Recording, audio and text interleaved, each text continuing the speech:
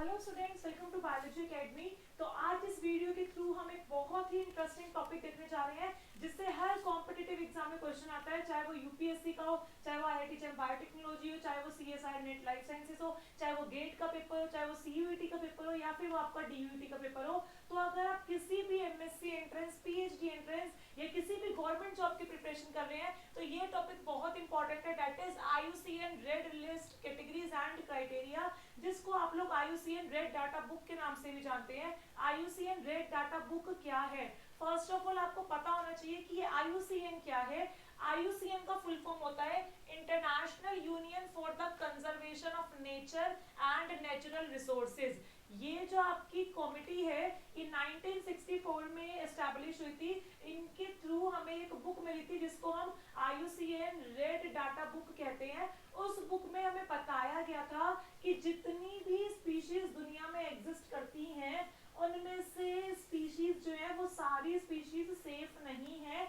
वो स्पीशीज जो है वो इस दुनिया से गायब हो सकती हैं, इस अर्थ से वो क्या हो सकती है, डिसअपियर हो सकती हैं। और डिसअपियर होने से पहले वो हमें बहुत बार ये साइन देती है कि we are about to extinct.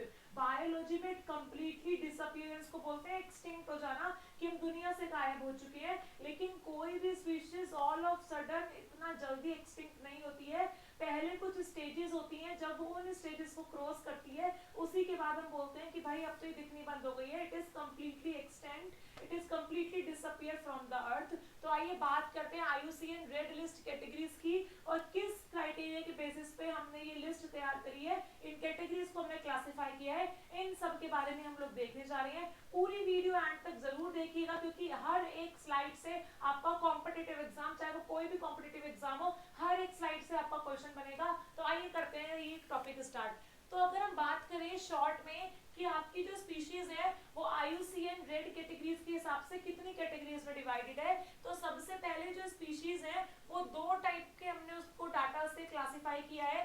एक है ऐसा डाटा जिसको हम इवैल्यूएट कर चुके हैं और दूसरा ऐसा डाटा जिसको अभी तक इवैल्यूएट नहीं किया है। आपको पता है दुनिया में बहुत लाखों करोड़ों स्पीशीज है, सबके बारे में अभी हमने इवैल्यूएशन नहीं की है। There are still some species जिसके बारे में हमें अभी कोई भी नॉलेज नहीं है, so it comes under the non evaluated categories, ठीक है। लेकिन जिनका इवैल्यूएशन हो गया है उनको वापस हमने फर्दर दो कैटेगरीज में, सब कैटेगरीज में डिवाइड किया है। एक है एडिक्वेट डाटा, दूसरा है डाटा डेफिशिएंट। ऐसी स्पीशीज जिनके बारे में हमें पता है लेकिन जो उसके बारे में हमारे पास आज के टाइम में डाटा है वो अभी कम है, वो डेफिशिएंट है, वो अभी सफिशिएंट या एडिक्वेट नहीं है, तो उस कैटेगरी को हम लोग बोलते हैं डाटा डेफिशिएंट स्पीशीज। मतलब ऐसी स्पीशीज जिनके बारे में हमें पता है कि yes you are existing in the earth, you are existing in the nature, लेकिन हमारे पास सफिशिएंट इंफॉर्मेशन नहीं है, जो डाटा है वो डेफिशिएंट फॉर्म में प्रेजेंट है, उसी को बोलते हैं इवैल्यूएटेड कैटेगरी का डाटा डेफिशिएंट सब कैटेगरी। लेकिन जिसका डाटा एडिक्वेटेड है उसको हमने फर्दर 5 टाइप्स में क्लासिफाई किया हुआ है। देखते हैं वो 5 टाइप कौन है। नंबर फर्स्ट है आपका एक्सटिंक्ट स्पीशीज, नंबर सेकंड है extinct in the wild species, number third है थ्रेटेंड स्पीशीज, नंबर फोर्थ है near threatened species and the last one here in this category is least concerned species. इन सभी 5 सब categories को हमने क्या किया है, इन्हीं सब कैटेगरीज को हमने दो दो अल्फाबेट से यूज करके एक स्टैंडर्ड सिंबलाइज किया गया है। जैसे कि कभी भी क्वेश्चन में अगर EX लिखा है तो EX हमेशा आपको एक्सटिंक्ट स्पीशीज के रिस्पेक्ट में लिखा आता है। अगर EW लिखा है इसका मतलब you are extinct in the wild species. अगर यहाँ पे नियर थ्रेटेंड लिखा है तो मतलब एंटी सिंबल आएगा और LC लिखा है मतलब लीस्ट कंसर्न आएगा। थ्रेटेंड के लिए कोई भी सिंबल नहीं है क्योंकि थ्रेटेंड अपने आप में वापस 3 कैटेगरीज में डिवाइडेड है। उन 3 कैटेगरीज के हमें सिंबल याद रखने हैं। नंबर फर्स्ट कैटेगरी आती है थ्रेटेंड में क्रिटिकली एंडेंजर्ड स्पीशीज की, जिसको हम CR सिंबल से यूज करते हैं। नंबर सेकंड कैटेगरी आती है आपकी एंडेंजर्ड स्पीशीज की, जिसके लिए हम EN सिंबल यूज करते हैं। और नंबर थर्ड कैटेगरी आती है आपकी वल्नरेबल स्पीशीज की, जिसके लिए हम VU सिंबल यूज करते हैं। इन एक एक कैटेगरीज के बारे में, ये जो 9 कैटेगरीज हमने यहाँ पे देखी हैं, इन 9 कैटेगरीज के बारे में हमें डिटेल में एक एक करके कुछ बातें पता होनी चाहिए जिनसे आपका कोई भी कॉम्पिटिटिव एग्जाम, चाहे वो CSIR नेट लाइफ साइंसेज हो, चाहे आप लोग MSc लाइफ साइंसेज के स्टूडेंट है, चाहे MSc बॉटनी, MSc जूलॉजी, आप किसी भी फील्ड के स्टूडेंट है, बायोटेक के स्टूडेंट है, हर फील्ड में आपको हेल्प मिलेगी। चाहे यूपीएससी का पेपर दे रहे हो उसमें भी आपको हेल्प मिलेगी। तो एक एक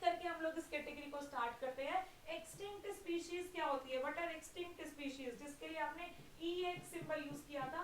एक्सटिंक्ट स्पीशीज का मतलब होता है ऐसी स्पीशीज जो आपकी अर्थ से 100% कंप्लीटली डिसअपियर हो चुकी है, जिनकी एक सिंगल स्पीशीज भी जिंदा ना हो, उसी स्पीशीज को क्या कहते हैं, एक्सटिंक्ट स्पीशीज। ऐसी स्पीशीज जिसका एक सिंगल मेंबर भी अभी तक जिंदा नहीं बचा है, वो कंप्लीटली साफ हो चुका है, डिसअपियर हो चुका है, अर्थ के किसी कोने में एक सिंगल मेंबर भी प्रेजेंट नहीं है उस स्पीशीज का, उस स्पीशीज को रिप्रेजेंट करने के लिए कोई भी यहाँ पे प्रेजेंट नहीं है इस प्रेजेंट टाइम में, इसी को हम लोग बोलते हैं एक्सटिंक्ट स्पीशीज, जिसके बेस्ट एग्जांपल है डोडो एंड पैसेंजर पिजन। ये दो ऐसी स्पीशीज हैं जो पहले हमारी अर्थ पर देखने के लिए मिलती थी। पैसेंजर पिजन हमारी अर्थ पे बहुत देखने के लिए मिलता था, लेकिन ओवर द टाइम पीरियड ये आपकी कंप्लीटली डिसअपियरेंस वाली कैटेगरी यानी कि आपकी एक्सटिंक्ट कैटेगरी में आ चुका है। इसके बाद तो ये तो सबसे वर्स्ट सिचुएशन है कि कोई स्पीशीज पहले इस नेचर में थी, लेकिन हमारी वजह से ह्यूमन एक्टिविटीज या नेचर डिजास्टर की वजह से ये कंप्लीटली एक्सटिंक्ट हो चुके हैं। ठीक है,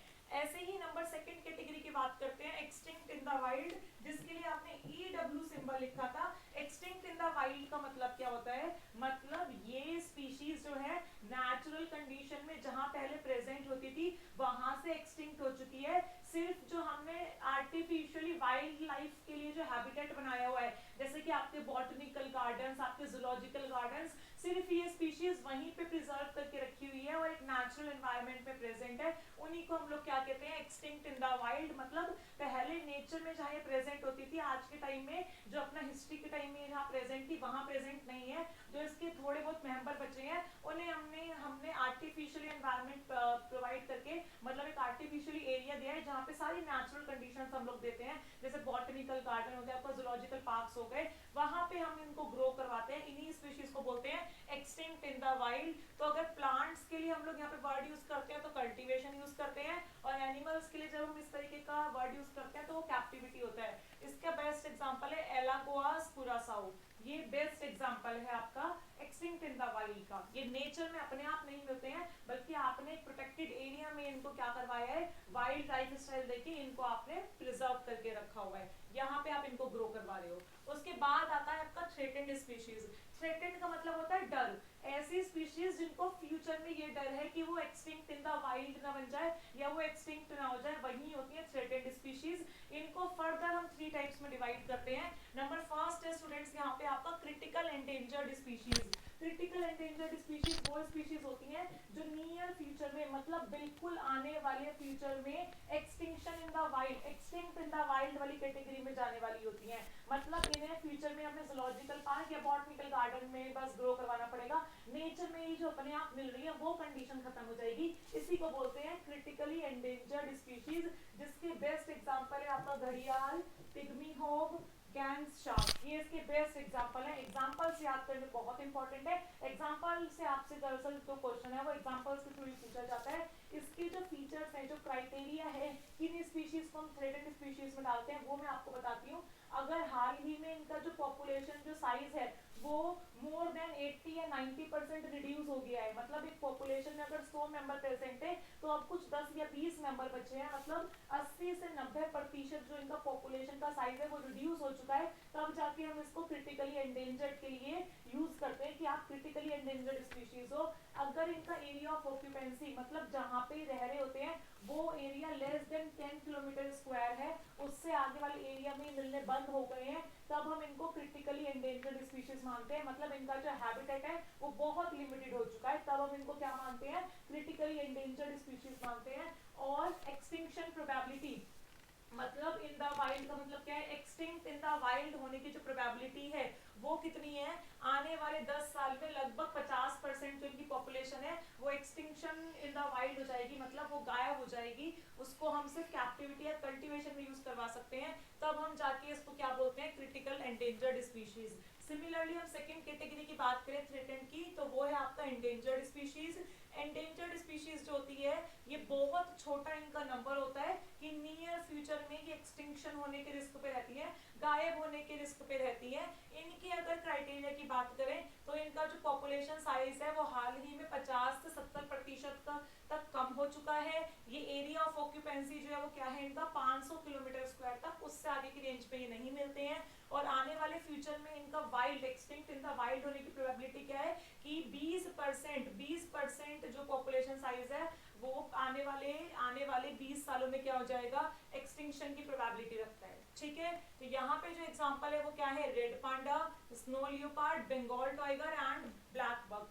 अब अगर हम लोग बात करें नंबर थर्ड कैटेगरी की, डेट इज वल्नरेबल, तो वल्नरेबल वो स्पीशीज होती है जो नियर फ्यूचर में एंडेंजर्ड वाली कैटेगरी के रिस्क में होती हैं। तो इनका जो क्राइटेरिया होता है वो क्या होता है, इनका जो पॉपुलेशन साइज है वो कितना रिड्यूस हो चुका है, वो 30 से 50% रिड्यूस हो चुका है। 2000 किलोमीटर स्क्वायर तक जो है, लेस देन 2000 किलोमीटर स्क्वायर तक इनका एरिया ऑफ ऑक्यूपेंसी है। और एक्सटिंक्शन प्रोबेबिलिटी क्या है इनका वाइल्ड सिचुएशन में, एटलीस्ट 10% विद इन 100 ईयर्स। ठीक है, तो यहाँ पे जो एग्जांपल्स हैं वो क्या है, जियांट पांडा, ब्लैक स्पाइडर मंकी। बात करें नेक्स्ट कैटेगरी की जो है near threatened and least concern. Near threatened नाम से समझ में आ रहा है, अभी हम थ्रेटेंड वाली कैटेगरी में नहीं है, ना तो हम क्रिटिकली एंडेंजर्ड है, ना एंडेंजर्ड है, ना वल्नरेबल है, लेकिन आने वाले फ्यूचर में हम नियर थ्रेटेंड में जा सकते हैं, उन्हीं को बोलते हैं नियर थ्रेटेंड स्पीशीज। ठीक है, जिसका एग्जांपल आपके पोलर बियर्स, जिराफ और आपके वाइट राइनोज हैं। और लास्ट आपकी कैटेगरी है least concern. Least concern category का मतलब है ये जो है आराम से अभी नेचर में खूब अबंडेंटली और खूब वाइड स्प्रेड सिचुएशन में मिल रहे हैं, तो हमें इनके बारे में ज्यादा चिंता करने की जरूरत नहीं है। मतलब नियर फ्यूचर में इनको थ्रेटेंड में आने के लिए कोई रिस्क भी प्रेजेंट नहीं है, अभी ये अच्छा खासा नेचर में अबंडेंटली और वाइड स्प्रेड प्रेजेंट है, इन्हीं को हम लोग कहते हैं least concern species. So this is all about the basic knowledge of IUCN। तो IUCN की जो रेड डाटा बुक है उसमें थ्रेटेंड स्पीशीज की पूरी डिटेल दी हुई है कि मैमल्स का कितना परसेंट है, एम्फीबियंस का कितना परसेंट है, वर्टिब्रेट्स का कितना है, बर्ड्स का कितना है, इनवर्टिब्रेट्स का कितना है, ये पूरी लिस्ट उसमें दी हुई है। तो I hope you like this video. और जो स्टूडेंट्स आज नए हैं हमारे चैनल पे वो सब्सक्राइब करना ना भूले बायोलॉजी एकेडमी को, और ऐसी ही लेटेस्ट अपडेट्स, ऐसी ही इंपॉर्टेंट वीडियोस के लिए जुड़े रहिए हमारे चैनल के साथ, and share and like the video. Thank you guys and stay connected.